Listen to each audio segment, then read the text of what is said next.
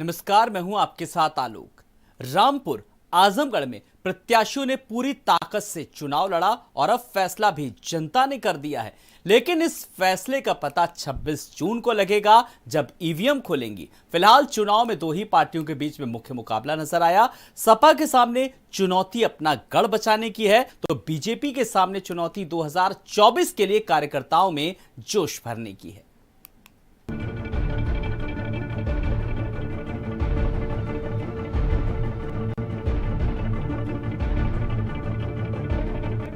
रामपुर और आजमगढ़ में लोकसभा का उपचुनाव शांतिपूर्वक संपन्न हो गया और दोनों सीटों के सभी प्रत्याशियों की किस्मत ईवीएम में कैद हो गई। लेकिन इस चुनाव में सबसे चौंकाने वाली बात ये रही कि मतदान प्रतिशत काफी कम रहा, जिसको लेकर राजनीतिक विश्लेषक भी हैरान हैं। कम मतदान प्रतिशत से ऐसा लगता है कि चुनाव में मतदाताओं ने ज्यादा दिलचस्पी नहीं दिखाई। फिलहाल सभी प्रत्याशियों की किस्मत अब ईवीएम में कैद हो गई है।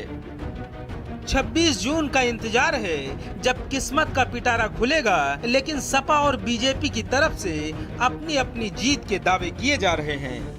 आजमगढ़ रामपुर में हमारी कई लोगों से बात हुई है। जिस ढंग से लोग घरों से निकल करके राष्ट्र के प्रति समर्पित भाव से और भारत माता के प्रति समर्पित भाव से काम करने के लिए निकल करके वोट दे रहे हैं, मुझे लगता है कि भारतीय जनता पार्टी के दोनों प्रत्याशी भारी बहुमत से चुनाव जीतेंगे। देखिए, वो आरोप नहीं लगा रहे हैं, वो सच्चाई कह रहे हैं। आप देख रहे हैं मोहल्ले के नाकों पर कई 100 पुलिस वाले AK-47 लिए खड़े हैं, 50-50 पुलिस की गाड़ी हैं, CO सिटी, दरोगा, SDMs और ये सारे लोग खड़े हैं।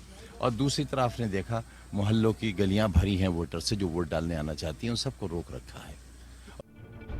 आइए एक नजर डालते हैं कि कहां पर कौन से दल के प्रत्याशी ने ताल ठोकी है। बात करें अगर रामपुर सीट के उपचुनाव की, तो यहां पर समाजवादी पार्टी से आसिम रजा प्रत्याशी थे और बीजेपी की तरफ से घनश्याम लोधी को मैदान में उतारा गया था। वहीं आजमगढ़ सीट पर बीजेपी की तरफ से दिनेश लाल निरहुआ को प्रत्याशी बनाया गया था और समाजवादी पार्टी की तरफ से धर्मेंद्र यादव को टिकट मिला था और बसपा ने गुड्डू जमाली को मैदान में उतारा है।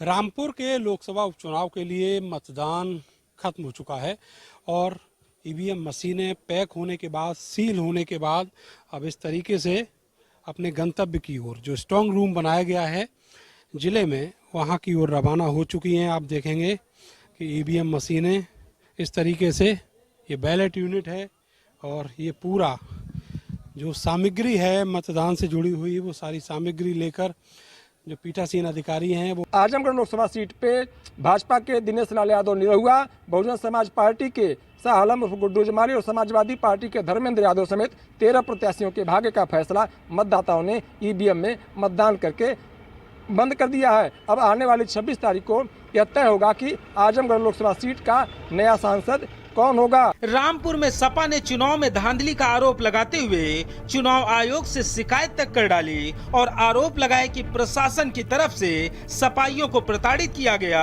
वहीं कुछ लोग अपना वोट डालने से वंचित रह गए। पुलिस ने फर्जी वोटिंग का आरोप लगाते हुए एक महिला को भी हिरासत में लिया। चुनाव के दिन अब्दुल्ला आजम का ट्वीट भी सियासी सुर्खियों में रहा, जिसमें अब्दुल्ला आजम ने लिखा कि रामपुर में ऐसे चुनाव का कोई मतलब नहीं है। आजमगढ़ में फिलहाल शांतिपूर्वक मतदान हुआ और कहीं से कोई अप्रिय खबर नहीं आई। अब सभी को 26 जून का इंतजार है, जब आजमगढ़ और रामपुर के नतीजे आएंगे। हालांकि दोनों सीटों पर सपा का कब्जा था। ऐसे में सबसे ज्यादा चुनौती सपा के लिए है कि वो अपना गढ़ बचाने में कामयाब होती है या नहीं, या फिर बीजेपी की तरफ से सपा के गढ़ में कमल खिलाया जाएगा। ब्यूरो रिपोर्ट, भारत समाचार। तो यूपी के मुख्यमंत्री योगी आदित्यनाथ दिल्ली दौरे पर हैं। इस दौरान कल सीएम योगी एनडीए की राष्ट्रपति उम्मीदवार द्रौपदी मुर्मू के नामांकन के कार्यक्रम में हिस्सा लेंगे। आज योगी यूपी सदन में रात्रि विश्राम करेंगे। राष्ट्रपति पद के लिए मुर्मू का नामांकन कल है, जिसके लिए कल मुख्यमंत्री योगी आदित्यनाथ के इसमें शामिल होने के लिए दिल्ली पहुंचे, यूपी सदन पहुंचे सीएम योगी।